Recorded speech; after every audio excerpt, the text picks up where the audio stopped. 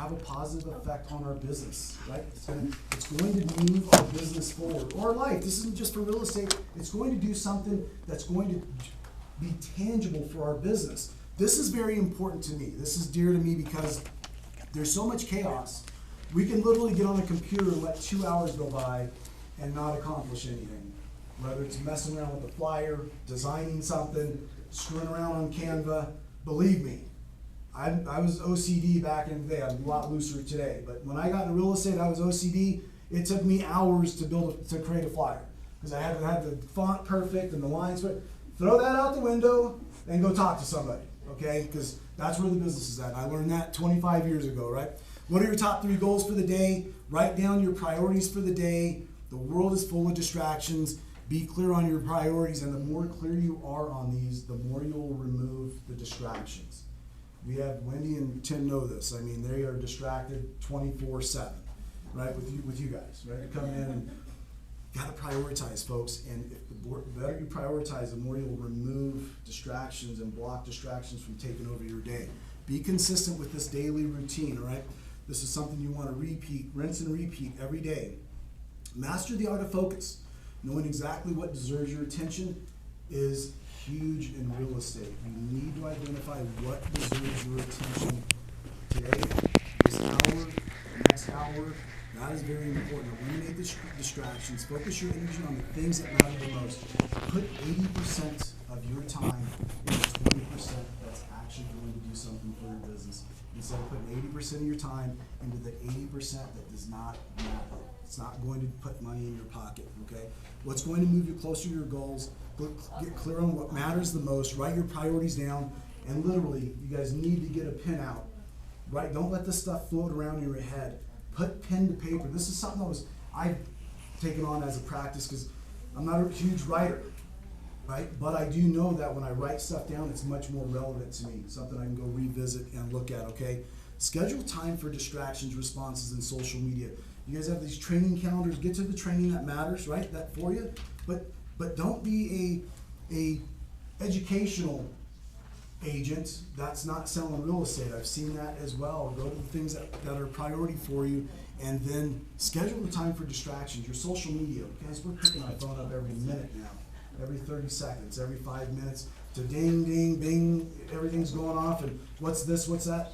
We're burning hours every day just trying to keep track, and we feel we have to. And why? Because other agents are telling you, I'm doing social media, I'm blasting. So we almost feel obligated that we have to be so relevant in social media every minute of the day. Schedule it so you do it the right way, okay? And you're not just being half-assing it. Excuse my language, okay? Organize your workspace, single tasking. Forget multitasking. Single task. Find your priority, focus on it, knock it out of the park, and go to the next task. That's very, very important as well. They've identified, I remember 15 years ago, I was in leadership training, and multitasking was huge. Oh, you gotta be a multitasker and get multiple things done. And now they've come out, right, just like AIDS, you're good for you 1 week and it takes you back for the next week. Same thing with multitasking. You get nothing done at 100% with multitasking, right? You're half-assing stuff. Organize your workspace, remove distraction. Thank you, Realty One Group, for cleaning up our offices. I appreciate it. That's very, very important. Love the new office. Be present in your business and in your personal life as well. So this is not just about business. You guys are in real estate. You're probably out with your families, your loved ones, whatever. And bing, bing, bing, bing, bing, bing. Put this thing away. Be present for your family, right? For the people that you love. You're at dinner. Be present for dinner. Very important as well. Okay. Almost done. Okay. What do we got? All right. 15 minutes. Learn every single day. We'll wrap up for them. Develop a mindset that seeks knowledge and improvement. Of course, you guys educate. I'm not going to spend a lot of time on this, but one thing I will share with you, I shifted my mindset from listening to motivating music in the morning, right, whatever, to get the blood flowing and everything else, to listening to Jim Rohn, Joe Dispenza. If you guys haven't heard of him, another great speaker, Dr. Joe Dispenza. He gives some great information about rewiring your neural paths and all that stuff. But 20 minutes a day with a good book, video, or podcast. If you're a reader, read. Knowledge without action, right? So we have all this knowledge. You guys are coming in, and I applaud you for being here. Tim, Wendy, for all this training and education, all that stuff. The problem is, you don't go use it. You don't go put it in action. So knowledge without action is like having a map but not going on the journey, right? So you have to put it in action. How can I use this today to put into practice? Learn from others. Be curious about their experiences, perspectives. Never stop asking questions. Never feel that you know everything, right? Stay humble, stay curious, understand there's always more to learn. At the end of each day, reflect on what you learned for the day. Learning every day makes you more confident, and apply what you learn. You have to apply. So let's talk about another very important aspect to me, which is you have to get into action, folks. You forget about being perfect, right? Perfection is a limiter because you'll never get out and get into action. You got to take steps. Don't wait for perfection. Progress beats perfection every day. I learned that when I got into real estate, trying to be able, create that perfect flyer, and looking at other agents around me that were simply just going and talking to people, and they got their first listing or got their first sale. I'm like, that's where I need to be. I need to be talking to people, okay? Don't underestimate the power of momentum. Take that first step. You're not going to learn fully if something works or not until you take a step and then grow from that, right? Face your fears, right? Fear of failure, fear of rejection. Every time you take action, despite your fear, get stronger, right? You're going to get stronger every time. Action brings clarity, gives you feedback of what you need to adjust. Consistency is a daily habit, so you have to be consistent in your business as well. Don't try something and that's where the dabbling comes into play. You try something, didn't go how you wanted, so you're off to the next thing, For a newer agent, it usually is about a 6 month to 1 year window before they come either knocking on my door or somebody else's door. They try to find that magic pill out there because they've dabbled and nothing's worked and they didn't commit, right? They weren't consistent and adjusting and figuring things out. Take a small step every day. A month is 30, a year is 365. Action creates confidence in you. Every time you take a step, he's gonna be you mad prove if you yourself leave. you can do it. You start to believe in your ability to achieve your goals. So definitely get into action. Let's start somewhere. End your day by reflecting. This is another important part. Reflecting gives you insight into what you can do better, what went well for you. Pat yourself on the back on your wins. You can't improve, what you don't know, right? So you have to take a look at what you did for that day, mistakes you made, how you can improve. Be honest with yourself, right? What went well, what didn't. Recognize what worked and what didn't, so you can show up better tomorrow. Gain clarity about your goals and your actions. Take gratitude. Take a moment to be grateful for the small wins. This is something I've started practicing myself, is because I usually am I'm the guy. I'm an internal thinker. If the day didn't go well, I'm beating up on myself a little bit or whatever. But you have to take a step back and say, okay, I got that report done, or I got that book built, or I got that flyer done and out. Okay, so that's important. Take gratitude. Put gratitude on yourself. Take a moment to be grateful for your small wins. And appreciate your progress. Gives you a sense of accomplishment. Shift your mindset from scarcity to abundance, and rinse and repeat, folks. That is it. All right? All right, dude, you're not done yet. No, you got to stay up there. You're not leaving yet, dude. So give us, there's new agents in here, and there's agents that have been doing this for a long time. Yeah. What's 3 lead gen things they should do now? Oh, man. I mean, I know there's 50, but... So that's the challenge. Right? Yeah. It depends on your strengths. So when you create your business plan, this is also a mind shift for me. When I used to do a business plan for an agent, was here, do these things. And you realize that business plan usually goes in the trash in 30 days because I don't want to do those things. So really important, what we do is we sit down with our agents and really identify what their strengths are, what their goals are, and create that success plan around them. So because we want ownership in that plan, we want them to wake up every morning, as I just went through, and say, okay, I'm going to take ownership of the day. These are the things I'm committed to, not something Damon told me to do. I'm committed to this, I'm going to do it. So start there, and I love the question, but it's not just around. One thing I would say, open houses are a no-brainer, okay? I mean, get the signs out there. A couple of things that open houses, or a few things that open houses bring to the table for you, especially if you're new. You build your confidence, you build your skill set, you start learning how to talk to people, right? And you start getting your systems in place for follow-up as well. So open houses are a really great place just to start building a foundation in your business. If you're listing focused, if you're seller focused, I would say it's a no-brainer. I send out the expired for sell by owner and for rent by owner list every day to the agents on my team that want it. If you're listing focused, that's where you want to start, because those people want to sell. They're putting up. That's why for me that was the light bulb for me when I got into real estate. I was in training as a new agent, and they talked about being a listing agent, and they mentioned expired listings, and that was it for me.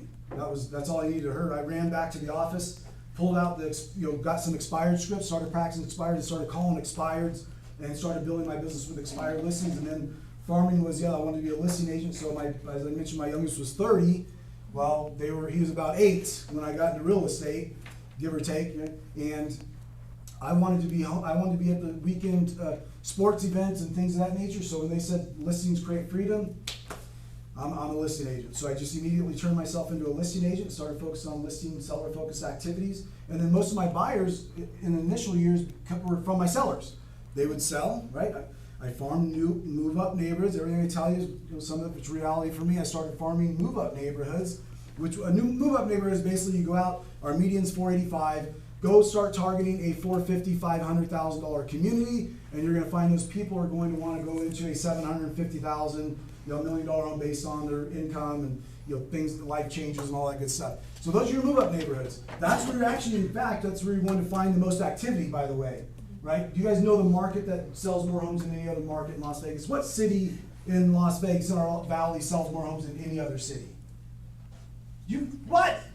You guys don't know that? What city? Yeah, what city sells the most homes in our market? Tell him, Alex. Tell him. You guys better know this. If you don't know this, Is this a trick question? I'm going to run out of this room. What city? You guys, we have several cities here, right? Yeah. Henderson. Oh, you mean communities? Henderson's not a city. Oh. What city? What city sells more homes than any other city in our valley? North Las Vegas. Thank you. North Las Vegas has been our #1 selling city for years. Why is that? Lower price. Say that louder. Lower price. Affordability. Come on, folks. You gotta know that. It's affordability.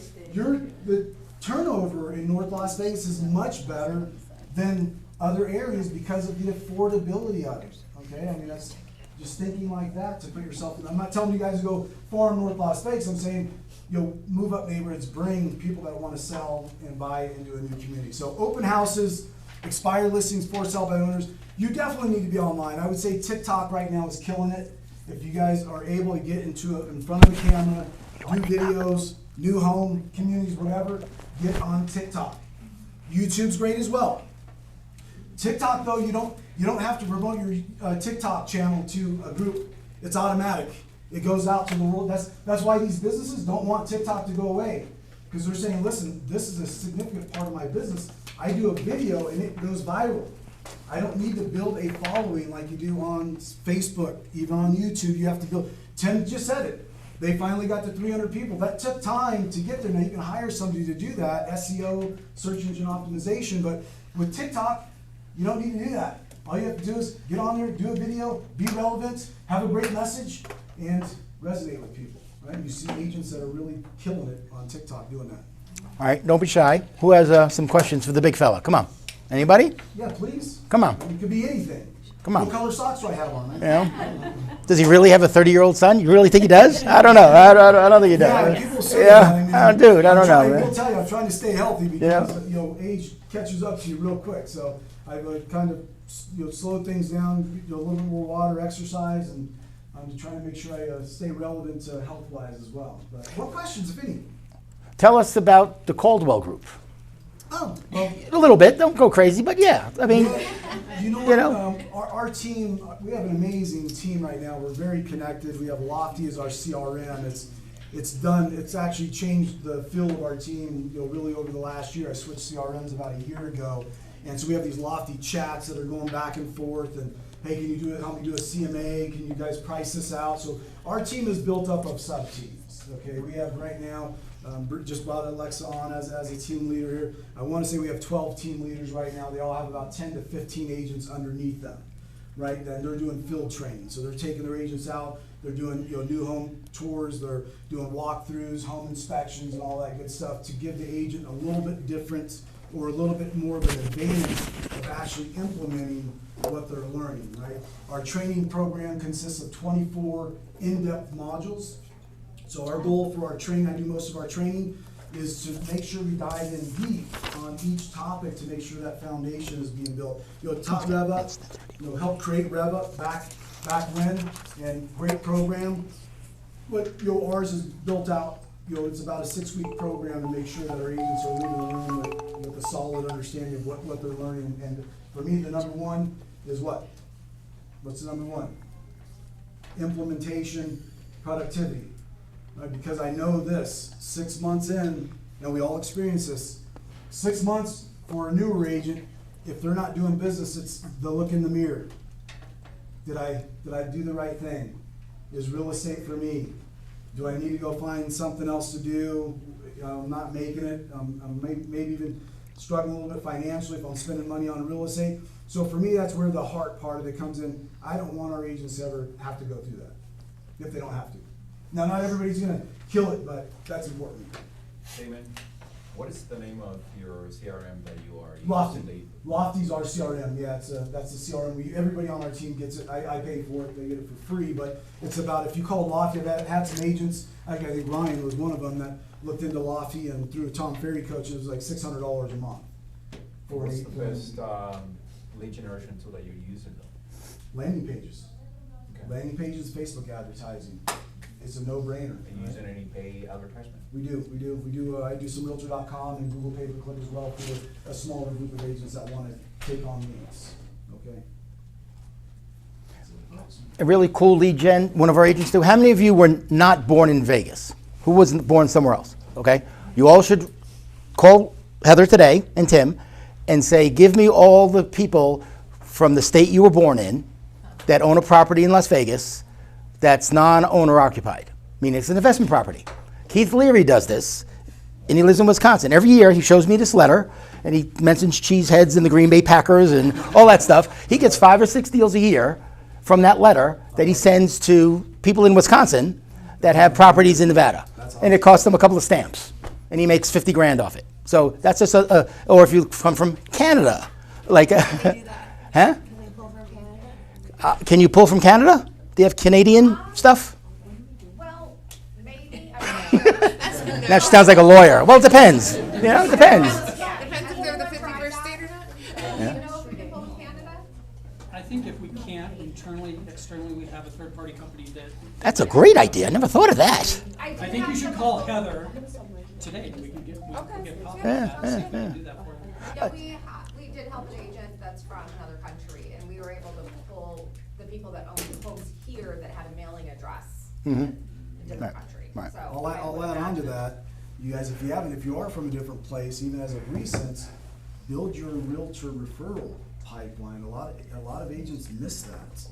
You guys have a whole, book of business with realtors for referral business. Hey, I used to live in California, in your neck of woods, whatever. I would love to be a referral agent in Las Vegas and work together, that business to business relationship. You guys should immediately build that pipeline out. I've had, was it Paul, Stan Hicks? Is he still with us? Oh, yeah. No, he's, I forgot where Stan is. Cole Banker or somewhere? did he leave? Yeah. When I hired Oh, Stan Gates. No, he's here. Okay. Stan so Gates. he was- Yeah. I hired him From California. a while back, and he did this referral thing with California. Remax He was- guy. He was Yeah.